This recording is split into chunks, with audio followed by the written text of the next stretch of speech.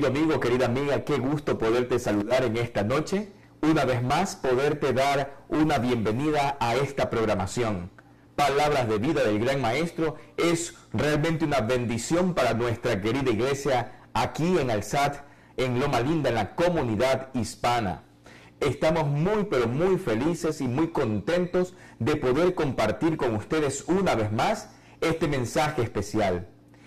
En este momento, antes de poder iniciar, quiero invitarte a que tú puedas inclinar tu rostro y podamos orar para que sea Dios quien pueda ayudarnos a entender y comprender cada detalle que está escrito en la palabra de Dios y en el espíritu de profecía. Inclina tu rostro y oremos en este momento. Querido Jesús, gracias te damos en esta tarde porque tú nos amas, porque tú nos bendices. En este momento estamos contentos porque eres un Dios maravilloso, eres un Dios real, eres un Dios bueno. Y en este momento, Señor, al iniciar una programación más, queremos pedir la presencia de tu Santo Espíritu y que el mensaje que tengamos que realizar, que hablarlo, que meditar, que exponerlo ante nuestra querida iglesia, sea el mensaje que Dios tiene preparado para cada uno de nuestros corazones. En este momento, Señor, pedimos que tú nos acompañes, que tú nos guíes, que tú nos dirijas y que la presencia tuya siempre esté con nosotros. Ponemos toda esta programación en tus manos. En el nombre de Jesús lo agradecemos y lo pedimos. Amén y amén. Amigo y amiga, en esta noche nosotros tenemos el siguiente capítulo, el capítulo 24 de Palabras de Vida del Gran Maestro. Tenemos algo muy interesante y este mensaje de hoy está situado en el libro de Mateo capítulo 22, versículos desde el 1 hacia el 14. Vamos a leer textualmente lo que dice la palabra de Dios. Jesús respondió y les volvió a hablar en parábolas diciendo: el reino de los cielos es semejante a un rey que celebró el banquete de bodas para su hijo.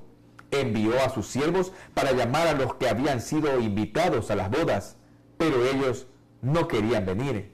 Volvió a enviar otros siervos, diciendo: decid a los invitados, he aquí, he preparado mi comida, mis toros y mis animales engordados han sido matados y todo está preparado, venid a las bodas. Pero ellos no le hicieron caso y se fueron, uno a su campo, otro a su negocio, y los otros tomaron a sus siervos, los afrentaron y los mataron.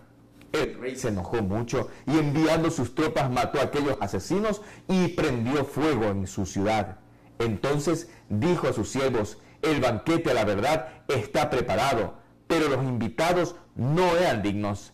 Id pues a las encrucijadas de los caminos y llamad al banquete de bodas a cuantos halléis. Aquellos siervos salieron de los caminos y por los caminos y reunieron a todos los que hallaron, tanto buenos como malos, y el banquete de bodas estuvo lleno de convidados. Pero cuando entró el rey para ver a los convidados y vio allí a un hombre que no llevaba la ropa de bodas, le dijo: amigo, ¿cómo entraste aquí sin llevar ropa de bodas? Pero él quedó absolutamente mudo. Entonces el rey dijo a los que servían: atadle los pies y las manos y echadle en las tinieblas, que allí habrá llanto y crujir de dientes, porque muchos son los llamados y pocos los escogidos. Amigo, amiga, usted que me escucha en este momento, en este maravilloso estudio de esta noche. Es increíble que nosotros podamos observar y ver lo que Dios tiene preparado para nosotros.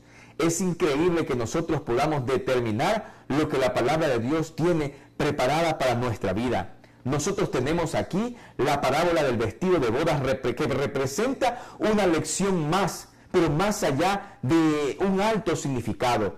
Esta lección tiene una forma real de cómo es el casamiento, la unión que existe entre la humanidad con la divinidad. Asimismo, el vestido de bodas representa el carácter que todos nosotros poseemos para ser realmente escogidos, para tener una dignidad de poder ser invitados y aceptados a las bodas del Cordero. Esto realmente representa algo grande. Esta parábola, como es comparada con una gran cena, se ilustra en la invitación del Evangelio. su rechazamiento por el pueblo judío. Ustedes conocen realmente lo que pasaba. Ustedes saben lo que aconteció en aquellos momentos. Dios mismo se había dedicado a amparar a una nación. Ustedes recuerdan en el Antiguo Testamento cómo Dios había hecho de elegir a un pueblo que se llama el pueblo de Dios. Dios mismo había entregado todo lo posible para que ese pueblo haya sido escogido, elegido y que pueda la presencia del Dios viviente acompañar aún en medio del desierto.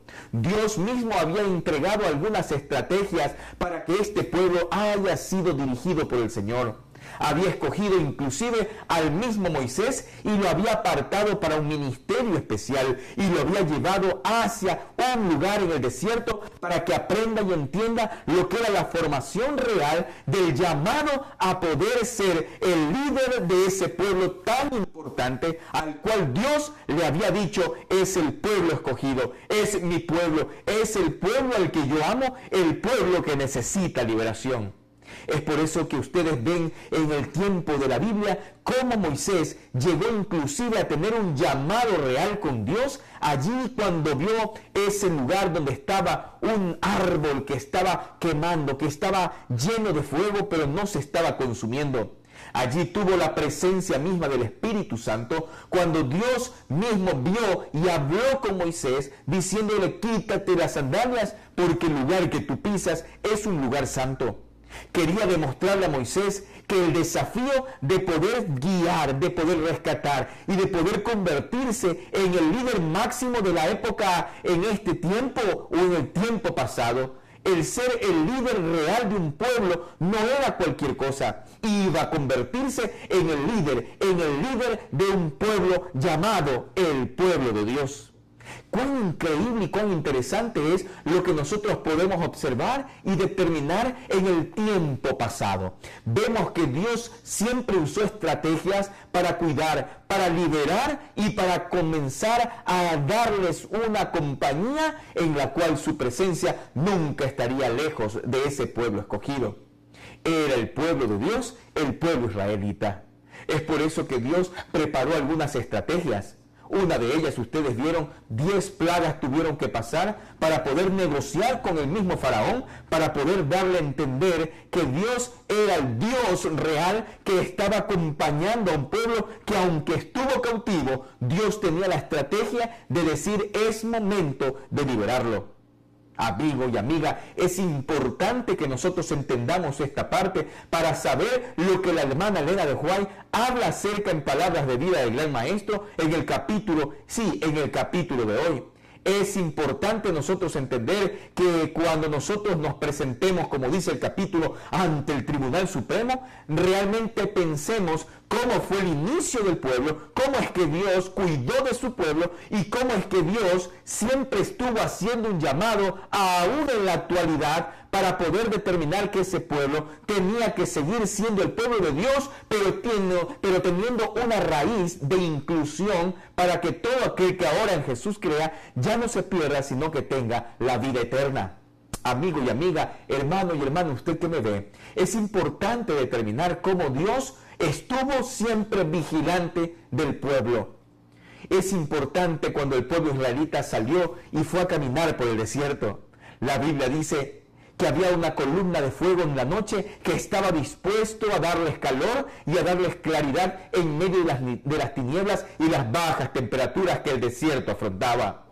Asimismo, en el día había una nube que estaba por encima de ellos y estaba listo y dispuesto a poder cubrirlos para que el sol, para que todo el calor, todo el fuego que había por medio del clima que ellos enfrentaban en ese día, no puedan ser atormentados. Eso quería decir que Dios, cuando paraba la columna o paraba la nube, significaba que en ese lugar había un momento para descargar y para poder estar esperando la siguiente acción o el siguiente mensaje que Dios determinaba para con su pueblo. Dios tenía bien claro que era su pueblo amado. En el tiempo de antes, cuando el pueblo de Israel se sentía afectado, cuando venía un gigante y hablaba y balbuceaba palabras y proliferaba palabras contra el Altísimo mismo, contra el Dios de Israel, Dios mismo utilizaba estrategias para poder prepararlos y entregárselos a Él, a su pueblo, porque el pueblo de Dios era una nación escogida. El pueblo de Dios era un lugar, era un pueblo sagrado, era la niña de los ojos de Jesús. Amigo y amiga, qué increíble es recordar cómo Dios siempre demostró que no eran las grandes mayorías las que podían atormentar contra su pueblo. Aún con una minoría, aún con 300 soldados, fue capaz de destruir a un pueblo que venía acechando contra su pueblo, contra el real pueblo de Dios. Eso con el tiempo fue realmente dando a entender de que Dios nunca olvida a sus hijos, de que Dios cuando pone sus ojos en el pueblo escogido por Él, el Señor hace y forma estrategias para cuidarlo y para no dejarlo solo. Pero ¿qué ocurre cuando Cristo viene?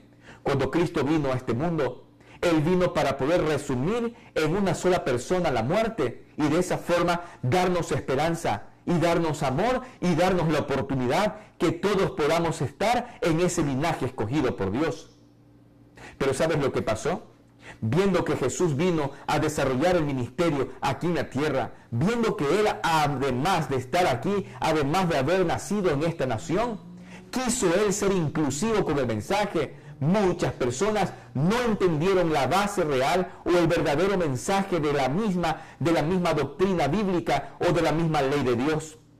Muchas personas con el tiempo se habían dado ideas reales de ciertos legalismos y ciertas leyes que estaban más para proteger lo que sus convicciones personales, estratégicas o su poder momentáneo en la tierra mencionaron y decía, y se olvidaron que el propósito de Jesús era venir a dar salvación, a venir a dar la oportunidad de que todos podamos acudir y ser salvos, de que todos podamos tener la esperanza de una salvación.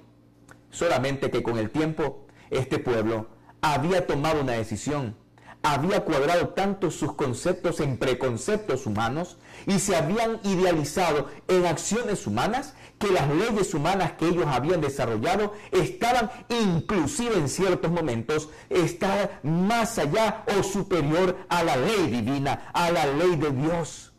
Y ese amor, esa ley que se había resumido en dos partes, amarás a tu Dios por sobre todas las cosas y a tu prójimo como a ti mismo, había sido más allá de todo, había sido atentada con los propios conceptos y preconceptos que ellos habían realizado y entonces se habían dedicado inclusive a perseguir al mismo rey, al Rey de Reyes y Señor de Señores. ¿Sabes? Cuando Jesús vino a esta tierra, vino con una idea de formar un discipulado, de formar algo especial para que lo sigan y de también dar una lección importante. La lección más importante era que cuando Cristo vino a este mundo a nacer, se estaba preparando el nuevo Rey de Reyes, el Rey de Reyes que iba a poner fin al pecado, que iba a regresar al cielo y que pronto estaría retornando a darnos la solución a todo este mundo que está en pecado, a darnos nosotros la solución de poder vivir eternamente y para siempre. Pero este mensaje aún no había sido aceptado por esta nación. Y lo que era de santidad se estaba volviendo en una maldición para ellos. ¿Sabes, amigo y amiga, qué increíble es que cuando Cristo mismo fue crucificado, muchos de esta nación que eran parte de este mismo pueblo al cual Dios se había encargado de proteger por años en el pasado, se habían olvidado de quién era el mismo Dios y estaban dándole azotes, estaban dándole persecución, estaban en los tribunales inclusive para poder irse en contra del mismo Jesús. Eso dio aprobación y dio certeza que lo que Jesús vino a hacer era dar oportunidad no solamente para que la salvación se resuma en un nombre llamado Israel, sino que ahora la salvación era, como dice San Juan capítulo 3, versículo 16, porque de tal manera amó Dios al mundo que ha dado a su Hijo único, para que todo aquel que en Él crea no se pierda, sino que tenga vida eterna. Amigo y amiga, qué increíble es lo que nosotros podemos ver y observar en esta tarde. Qué increíble es ver cómo se desarrolla, cómo este pueblo pierde su visión y y la misión que Dios le había dado desde el pasado. Y ahora, Dios, viendo cuán duro estaban sus corazones, cuán difícil eran sus pensamientos, entonces el cinto, entonces la cortina, el velo de la iglesia se comienza a rasgar en dos partes, y entonces se escribe una historia antes y una historia después de Jesús. ¿Qué significaba eso? Que ahora la gracia bendita de Jesús estaba siendo extendida ya no solamente para un pueblo con un nombre específico, sino que ahora la gracia de Jesús era para todos. Cuando dice todos, comenzó a trabajar inclusive con el ladrón en la cruz. Sí, ese violador, ese pecador, esa persona que no tenía esperanza humanamente hablando, en el cielo, cuando Cristo estaba por morir en la cruz, estaba creando una nueva estrategia de salvación. Él estaba entregando una oportunidad para abrir la gracia bendita para que todos, absolutamente todos, podamos recibir y podamos escuchar la voz de nuestro Padre Celestial. Apocalipsis capítulo 3, versículo 20 dice: He aquí yo estoy a la puerta y llamo. Si alguno oye mi voz y abre la puerta, entraré a él y cenaré con él y él conmigo. Por eso el apóstol Pablo dice: ya no hay judío, ya no hay griego, ya no hay una nación específica que pueda determinarse que es el pueblo de Dios. Ahora tú y yo podemos ser parte del linaje escogido. Y eso lo dice en la palabra de Dios. Vosotros sois, ¿qué cosa? Linaje escogido, real sacerdocio, nación santa. Vosotros, ¿quiénes son vosotros? Vuelvo a decir, todo aquel que en él crea. La gracia de Dios fue abierta, ya no tiene límites, ya no tiene bandera, ya no hay una frontera que divida. Ahora todos, absolutamente todos, personas doctos o los que somos ignorantes, todos podemos aceptar la misma gracia, la misma bondad, la misma invitación. Es por eso que la palabra de Dios, cuando leemos y cuando volvemos al texto de Mateo, vemos que hay una gran boda. Vemos que el Cordero de Dios está invitando a esa boda. Pero muchos creyeron en sus conceptos propios, muchos idealizaron el cristianismo, o podríamos decir, la Sagrada Escritura se llegó a ser parte solamente de una forma pragmática, mas no de una forma de realidad o de convicción espiritual. Y entonces allí, cuando nosotros no aceptamos, cuando no queremos abrir nuestros corazones, cuando dejamos que solamente nuestros títulos o nuestro poder económico o nuestras acciones propias y nuestros preconceptos de ideas quieran estar superior a lo que Cristo quiere hacer. Cristo quiere cambiar nuestro corazón. Cristo quiere transformar nuestra vida. Cristo quiere impactar en el centro de nuestro pecho y comenzar a calar fuerte y transformarnos. Pero cuando nosotros decidimos, con la soberbia, decidimos nosotros escuchar solamente nuestra propia naturaleza y no el llamado que Dios nos hace, estamos rechazando, así como ese pueblo, estamos rechazando la voz de Dios y estamos limitando poder entrar a las bodas del Cordero. ¿Cuál fue la reacción? Ellos no merecían estar, dice el Señor. Vayan y busquen. Y entre los que viene uno que no estaba directamente con un corazón deseoso de estar. Eso significa que muchas veces podemos estar en la iglesia, podemos llegar a la iglesia, podemos sentar, cantar, orar, predicar, podemos liderar, podemos ser personas muy visibles en la iglesia, pero puede ser que estar en la iglesia no es solamente una garantía para tener la salvación o para gozar las bodas del Cordero. Significa que se prepare. Significa que usted vaya a la Biblia cuando dice que el Espíritu de Dios se mueve en medio del desorden. ¿Qué significa eso? Que nosotros debemos diariamente tener una invitación para que el Espíritu Santo venga, nos impacte y nos llene de justicia, pero con la justicia divina. Cuando nosotros aceptamos eso, cuando nosotros deseamos eso, entonces nuestra vida cambia. Entonces nuestra vida es transformada. Entonces podemos estar vestidos con las bodas del Cordero. Lo único que nos cubre para esa boda es el derramamiento del Espíritu Santo.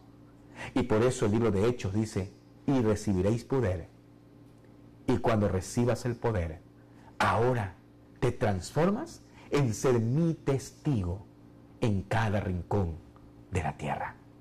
Amigo, amiga que me escuchas, es tan increíble ver cómo Dios siempre tuvo la idea de la salvación. Solamente que para poder ser salvos, Dios había apostado todo por un pueblo. Pero lamentablemente no lo reconocieron, no lo aceptaron. Y entonces Dios, viendo eso, que cuando hay acepción de personas, el Señor le duele el corazón y busca una estrategia para ser inclusivo con las personas, aún con el pecado más fuerte, aún con las fallas más difíciles. Porque ni Jesús nos está condenando. Él mismo un día dijo, ni yo te condeno. El que esté libre de pecado, lance la primera piedra. Ni Jesús nos está destruyendo o aniquilando. Jesús mismo dice en 1 de Juan capítulo 2, versículo 1, hijitos míos, estas cosas os escribo para que no pequéis. Y si alguno hubiese pecado, abogado tenemos para con el Padre, a Jesucristo el justo. Hay un solo justo, es Cristo Jesús. Habemos millones de injustos, pecadores, empedernidos, que no tenemos quizá la oportunidad para decir, mira, yo soy cristiano. No, puede ser que el pecado nos tiene atrapados, pero allí la gracia de Jesús nos hace ver no como seres perfectos, sino imperfectos, pero con las ganas y el deseo de buscar la perfección. Solo en Jesús hay salvación. Y por eso, no rechaces la voz de Dios, la invitación que el Señor te hace. No te pongas en el papel de Jesús de juzgar a los demás. No, sino más bien escucha la invitación. Reviste tu cuerpo, vístete con la armadura de la verdad. Pide que el Espíritu Santo te pueda impactar y llenarte de justicia, pero no con la justicia humana en la cual estamos listos y dispuestos de ver los errores de nuestros hermanos, sino vístete con la justicia divina, que es el Espíritu Santo siendo derramado en nuestras vidas, para ahora sí ver a los demás con amor. Porque sabes, nuestro Jesús dice, con amor eterno te he amado. Amigo y amiga, qué hermoso es que cuando nosotros seguimos al pie de la letra, de esa manera, el mensaje, la reacción y el llamado del Señor, entonces nos preparamos para una gran boda. Nos preparamos para las bodas del Cordero. Oh, mi querido, oh, mi querida amiga, qué lindo que en esta tarde nosotros podamos correr y aceptar el llamado para estar en esa boda. Porque la palabra de Dios dice, muchos son los llamados y pocos los escogidos. Dios nos está llamando hoy. Hay un canto maravilloso que dice, Cristo está llamándonos hoy a ser obreros de valor, a ser personas que sigan el mensaje de Jesús. Cristo te hace una invitación hoy para que lo sigas, para que lo representes, para que seas su hijo. Solamente tu reacción debe ser, voy, Señor, voy a trabajar por ti, voy a aceptar el llamado, voy a hacer lo imposible para tener parte en las bodas del Cordero. ¿Y tú? ¿Cuál es tu decisión en esta tarde? ¿Cuál es tu decisión en esta noche? ¿Cuál es tu decisión real en este momento? ¿Será acaso que tu decisión es rechazar la voz? Quiero decirte, si tú no aceptas la voz y la invitación de Dios, Dios igual tiene extendida la invitación para cualquier persona que quiera estar y que quiera formar parte de las bodas del Cordero. ¿Te gustaría a ti? ¿Te gustaría realmente decirle, Señor, yo tengo errores, yo tengo preocupaciones, yo tengo problemas? Hoy decido correr, abrazarte y decido estar a tu lado. Decido estar en las bodas del Cordero. ¿Te gustaría aceptar? ¿Te gustaría abrazar a Jesús? ¿Te gustaría estar con Él para vivir para siempre?